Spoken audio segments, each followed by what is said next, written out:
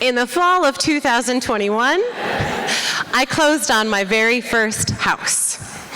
I am still in as much disbelief that that's mine as I was the day that I closed. If you know anything about the housing market, what was happening at that time, it's a miracle that I got anything at all. I didn't have to compromise anything on my wish list of what I wanted, and I got a sub 3% mortgage. Literally unbelievable. So, you close on a house, and the next months were followed with lots of cleaning, lots of unpacking, and plenty of repairing or replacing as something inevitably fails the first few months after you move into a new place. And as I was doing this, I would talk to my friends who were all still back in Astoria, Queens, where I had lived for a decade plus before the pandemic took hold. And when I would talk to them, or anybody else in my New York City social circle, the question that kept coming up the most was, don't you feel trapped? And I get it. I had just signed essentially the next 30 years of my life away. And as a lifelong renter, musician, freelance singer, and voice teacher, I never thought that I would be in this position. I thought that my life was only ever going to be in New York City, and as the life of a freelance musician, I certainly couldn't afford anything that New York City had to offer. So when I embarked upon that path, I gave up that dream of owning anything. And that question, don't you feel trapped? Was something that I asked myself at every step along the way while buying this house, just to make sure that I wouldn't. And when I got in there, as I'm sitting on the floor and unpacking, surrounded by decades worth of my stuff, I have to tell you, I had never felt so free. And so I'm packing, and I got to thinking about how I even ended up here in the first place. And I could trace everything back to an act of kindness and a cookie.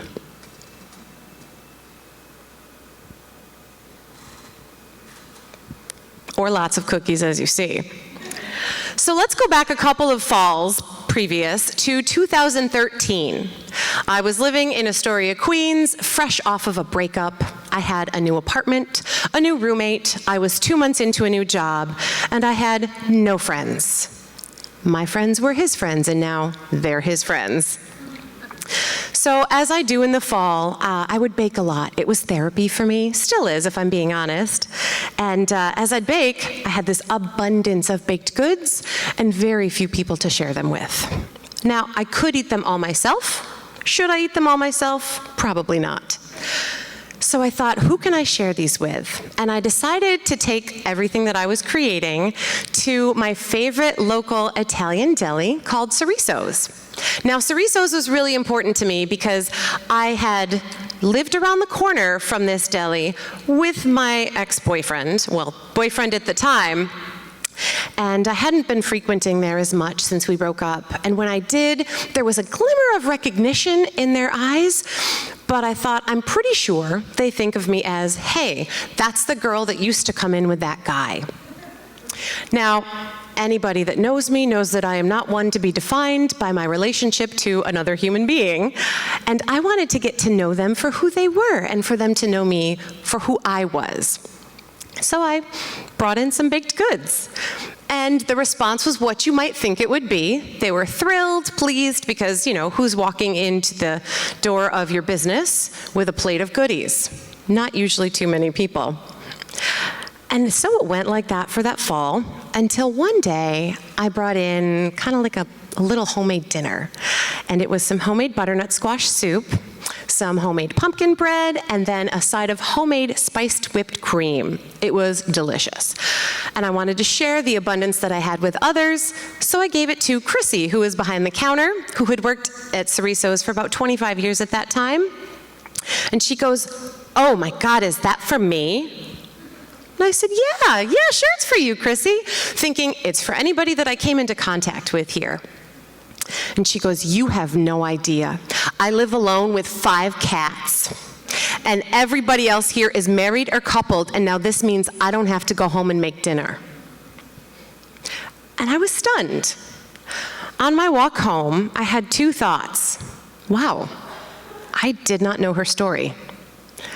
And the second thought was, that felt really good. How can I make everyone else feel that good?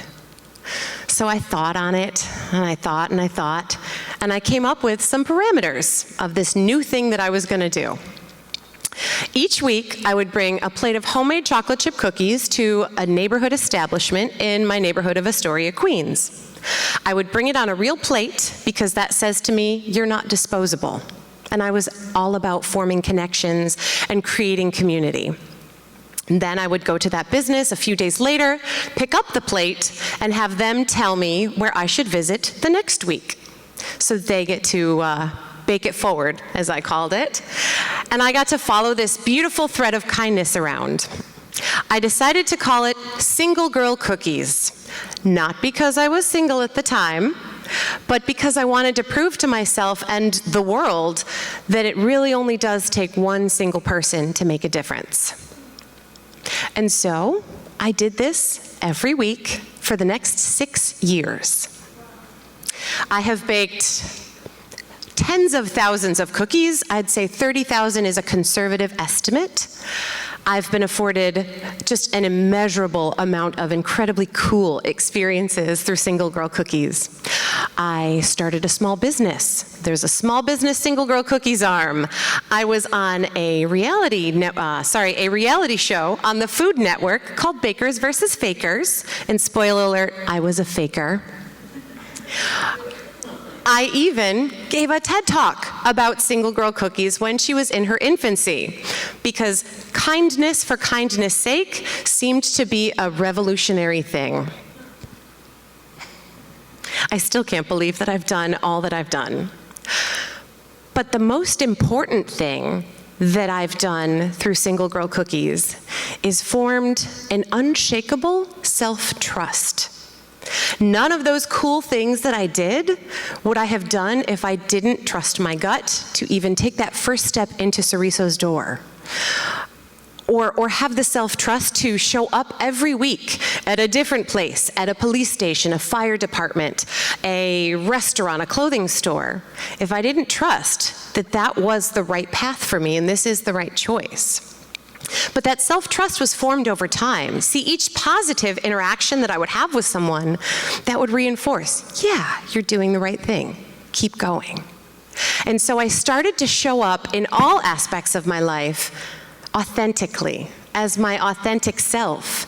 And then I would have these positive interactions, which allowed me to trust that it was safe to show up authentically as myself. So then when I would have a negative interaction, it did not shake the core of my self-being. So I find myself in Cazenovia in the summer of 2021, and I'm vending cookies at the local Pride Festival. My friend Alex and Travis own a store in Caz, as it's affectionately known up here in upstate. They own a store in Caz, and they sponsor the Pride Festival every year, and they had asked me to sell some Single Girl cookies. I said, 100%, absolutely. And my friend Alex says, so how's the housing search going? And I said, you know, Alex, it's actually pretty terrible. For the last 8 months, I had been trying to buy a house in Pittsburgh. Yep. I thought that Pittsburgh was the next step for me. I had taken many trips down, had many FaceTime calls with my cousins who live there, with their realtor as we would tour homes. I put in 4 offers, all rejected.